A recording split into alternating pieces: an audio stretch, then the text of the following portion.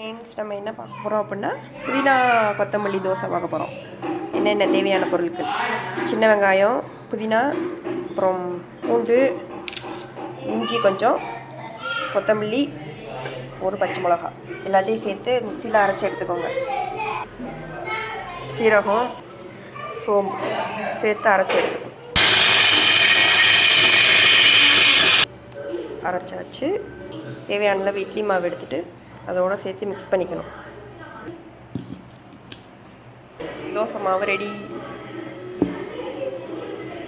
தோசை ஊற்றலாம்.